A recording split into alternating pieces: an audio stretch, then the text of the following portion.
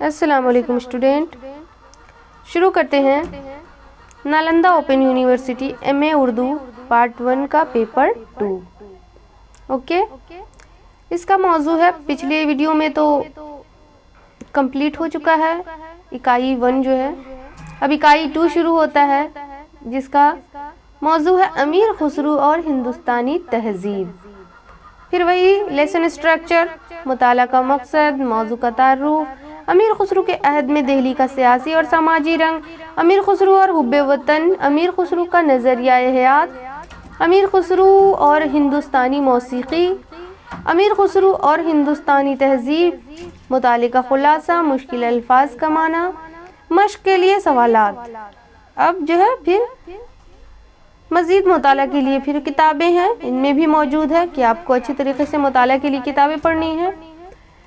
2.1 مطالعہ کا مقصد، عمرانیات کے اندر تہذیب سے مراد وہ عمیقان کی سسٹم اور تنظیم ہے جسے انسان نے اپنی زندگی کو کامیاب اور خوبصورت بنانے کی کوشش کے سلسلے میں وضع کی ہے۔ تہذیب میں سماجی تنظیموں کا سسٹم بھی شامل ہے اور اس کے تکنیک اور مادی آلات بھی۔ تہذیب ایک ایسی قدر ہے جو کلچر کے مظاہر کا تعین کرتی ہے اور ایک ایسے ماحول کو جنم دیتی ہے جس میں کلچر اپنے کو ڈھالتا ہے۔ دوسرے لفظوں میں تہذیب زندگی کی اس تنظیم کا نام ہے جو ایک متمدن سماج کو ممکن بناتی ہے۔ تہذیب سماج کی وہ تنظیم ہے جو کلچر کے لیے حالات پیدا کرتی ہے۔ اوکے، اس لیے بغیر تہذیب کے کلچر نہیں۔ تہذیب ہی تو ایک کلچر ہوتا ہے نا۔ ہو سکتا اس روئے زمین پر ہزاروں تہذیبوں نے جنم لیا اور مر گئے، مگر ہندوستانی تہذیب ہی ایک ایسی تہذیب ہے کہ ہزاروں سال پرانی ہے اور آج بھی اپنی ساری دلاویزیوں کے ساتھ جوان لگتی ہیں۔ یہ مکمل طور پر ہندوستانی عوام کی زندگی سے وابستہ ہے۔ ہندوستانی تہذیب میں زندگی کا تصور ہمیشہ مشترکہ رہا ہے۔ اس کے اندر ایک ایسی کثرت ہے جو وحدتوں کے عناصر سے مل کر صورت پذیر ہوئی ہے۔ ہندوستان کی ہزاروں سال پرانی تہذیب آج بھی اس حقیقت کی غمازی کرتی ہے کہ اس تہذیب میں کثرت کے اندر جو وحدتوں کے درمیان گہرا رشتہ ہے وہ کسی حکمراں کے جبر و تشدد سے نہیں بلکہ صوفیوں، سنتوں کے وجدان اور عوام کی شرکت کی وجہ سے قائم ہوا ہے۔ ٹھیک ہے، ہماری ہندوستانی تہذیب کی صورت نکھارنے میں بے پناہ محنت و مشقت کے لیے صوفی، سنت اور مہاتما ہمیشہ آگے آئے ہیں۔ کس کے لیے آگے آئے ہیں؟ ہمارے ہندوستانی کلچر کو، اس کی صورت کو، اس کی شکل و شبیہ کو نکھارنے کے لیے، یعنی اس کو اچھا کرنے کے لیے، بہتر کرنے کے لیے ہندوستان کے۔ اس میں سے امیر خسرو بھی ہندوستانی تہذیب کو حسین سے حسین تر بنانے کی راہ میں شمع فروزہ تھے، یعنی چراغ روشن کیا۔ شمع منی چراغ ہوتا ہے، فروزہ کرتے رہے۔ چنانچہ ہمارے عزیز طالب علموں کو جاننا چاہیے کہ ہمارے خوبصورت تہذیب کو رہنائی اور دلاویزی عطا کرنے میں حضرت امیر خسرو کی کون کون سی خدمات ہے۔ اس اکائی میں ہمیں اسی بات کا مطالعہ کرنا ہے، یعنی اسی بارے میں جانکاری آپ کو حاصل کرنی ہے۔ کیا حاصل کرنی ہے؟ تو امیر خسرو کے کیا کیا اس میں ان کی جو رول ہے، ان کا بھومکا جو کہتے ہیں ہندی میں اور انگلش میں رول کہتے ہیں، کیا کیا ہے۔ تو اب دیکھیے 2.2 موضوع کا تعارف شروع ہوتا ہے۔ اس سبق کا موضوع ہے امیر خسرو اور ہندوستانی تہذیب۔ سہولت کے پیش نظر اس موضوع کو جو ذیلی عنوانات دیے گئے ہیں وہ کچھ اس طرح ہیں: امیر خسرو کے عہد میں دہلی کا سیاسی اور سماجی رنگ، امیر خسرو اور حب وطن، امیر خسرو کا نظریہ حیات، امیر خسرو اور ہندوستانی موسیقی، امیر خسرو اور ہندوستانی تہذیب۔ جو وہاں پہ اسٹرکچر دیا گیا تھا وہاں پہ یہاں پر بھی موضوع بتایا جا رہا ہے۔ ٹھیک ہے، میرے خیال میں مذکورہ بالا 5 ذیلی عنوانات کے درمیان امیر خسرو اور ہندوستانی تہذیب کا موضوع پھیلا ہوا ہے۔ ہر عنوان کے تحت اس سے متعلق سیر حاصل گفتگو ہوگی اور آخر میں مطالعے کا خلاصہ پیش کیا جائے گا۔ اس کے بعد مشکل الفاظ کے معنی مندرجہ ہوں گے طالب علموں کو مشورہ دیا جاتا ہے کہ وہ ہر ذیلی عنوان کا بغور مطالعہ کریں۔ وہ یقینی طور پر سمجھ جائیں گے کہ ہماری ہندوستانی تہذیب پر امیر خسرو کے خیالات و نظریات نے کتنی گہری چھاپ چھوڑی ہے۔ یعنی اسٹوڈنٹ کو بتایا جا رہا ہے، موضوع کا جو تعارف ہے اس میں اسٹوڈنٹ کو یہ بتایا جا رہا ہے کہ وہ اچھی طریقے سے امیر خسرو کے بارے میں سب کچھ سمجھ جائیں گے کہ ہمارے امیر خسرو کے خیالات و نظریات نے کتنی گہری چھاپ چھوڑی ہے ہندوستانی تہذیب کے لیے۔ اوکے، ساتھ ہی یہ بھی پائیں گے کہ ہندوستانی تہذیب سے امیر خسرو کا کس قدر گہرا لگاؤ رہا ہے۔ بعد میں یقینی طور پر یہ محسوس ہوگا کہ امیر خسرو اور ہماری ہندوستانی تہذیب ایک دوسرے کے لیے کس قدر لازم و ملزوم رہے، اور یہ دونوں مترادف الفاظ بن گئے ہیں۔ ہماری تہذیب نے تو امیر خسرو سے بہت کچھ لیا ہے، اس کے کلچر پر بھی موصوف کی گرفت بے حد مضبوط رہی ہے۔ اس بات کی تفصیل بھی امیر خسرو اور ہندوستانی موسیقی کے باب میں آپ شدت سے محسوس کریں گے۔ آخر میں جو سوالات دیے گئے ہیں ان کی ضرور مشق کریں۔ آپ کے لیے امیر خسرو کے بارے میں بہت کچھ جاننا بے حد ضروری ہے، کیونکہ امیر خسرو ہندوستانی تہذیب اور کلچر کے علم بردار تھے۔ انہوں نے قومی یکجہتی کے نادر مثال قائم کی ہے۔ آج بھی ہر ہندوستانی آپ کو سلام کرتا ہے۔ ٹھیک ہے، تو یہاں پہ مشق کرنے کے لیے سوال کے جواب کو مشق کرنا اور اچھے سے بتانے کی بات کہی گئی ہے۔ تو کچھ اسٹوڈنٹ نے مجھے کامنٹ کیا تھا، میسج کے ذریعے بولا تھا کہ میں آنسر کیسے لکھوں اس کے کوشچن کا سوال کا جواب دینا تھوڑا سا ٹف ثابت ہوتا ہے۔ دیکھیے، سوال یہ ہے کہ میں نے جو لکھا تھا تو میں نے تو کسی سے مشورہ بھی نہیں لیا تھا، میں نے سیلف اسٹڈی کی تھی اور سیلف رائٹنگ بھی دی تھی، سوالوں کا بھی جواب سیلف ہی طریقے سے دیا تھا۔ کسی طرح کا کوئی نہ مجھے یوٹیوب سے، نہ گوگل سے، نہ کوئی فرینڈ سے، نہ کوئی کسی طرح کا کوئی ہیلپ نہیں ملا تھا۔ میں نے خود اعتمادی سے اور خود سے ہی کیا تھا۔ تو امید کرتے ہیں کہ آپ لوگ بھی خود سے محنت کریں اور میرے جو بتائے ہوئے راستے پر چلیں، تاکہ آپ کا بھی نمبر، آپ کے بھی مارکس اچھے آئیں۔ آپ کو بہتر سے بہتر اپنی زبان میں لکھنا، اور اس میں کوئی بات نہیں ہے۔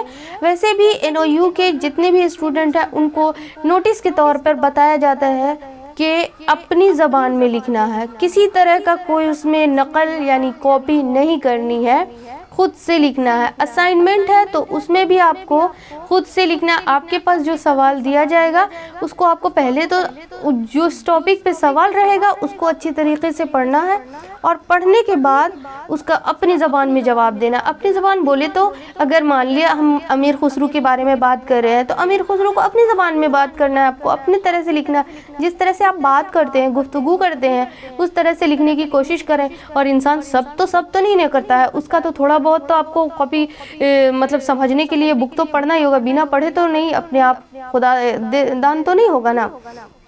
تو آپ کو اسی طرح سے کرنا ہے، تو اس میں کوئی بھی پریشانی نہیں ہوگی۔ آپ کو صرف ڈر ایسا محسوس ہوتا ہے کہ مجھے کیسے کمپلیٹ کرنا ہے، کوئی دقت نہیں ہے، بس اچھی طرح سے اس کا مطالعہ ہونا چاہیے۔ مطالعہ کے بعد کوئی بھی زیادہ دشواری نہیں ہوتی ہے، میری گارنٹی ہے آپ لوگوں سے۔ آپ لوگ اچھی طریقے سے اسے پڑھیں اور اس کا آنسر دیں، جیسے اور آپ گریجویشن میں دیا ہے، انٹرمیڈیٹ میں دیا ہے، میٹرکولیشن میں دیا ہے، جس طرح سے دیا ہے۔ ہاں، وہ شارٹ رہتا ہے، اسی طرح سے بڑھتا جاتا ہے، لیول بڑھتا جاتا ہے۔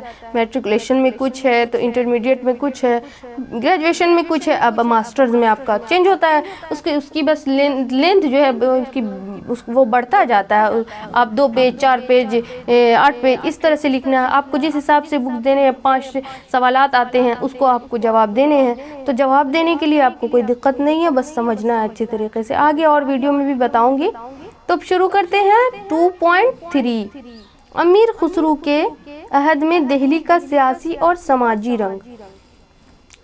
امیر خسرو کی فارسی کتاب قرآن الصادین سے پتہ چلتا ہے کہ سلطان معز الدین گیقباد کے زمانے میں راجدھانی دہلی کا علاقہ کافی پھیلا ہوا تھا اور اس میں ہر طبقے کے لوگ زندگی بسر کرتے تھے۔ کب کی بات ہے؟ تو قرآن الصادین میں لکھا ہوا معز الدین گیقباد کے زمانے کی بات ہے، ٹھیک ہے۔ تو ہر طبقے کے لوگ بسر کرتے تھے، لیکن ان میں سے خاصی اہمیت امراء ورزا، علماء صلاح، تجار اور صوفیہ کو حاصل تھی۔ بادشاہ اور ان کے رشتہ دار گرچہ ترک تھے مگر حکومت پر علماء کا اثر زیادہ تھا۔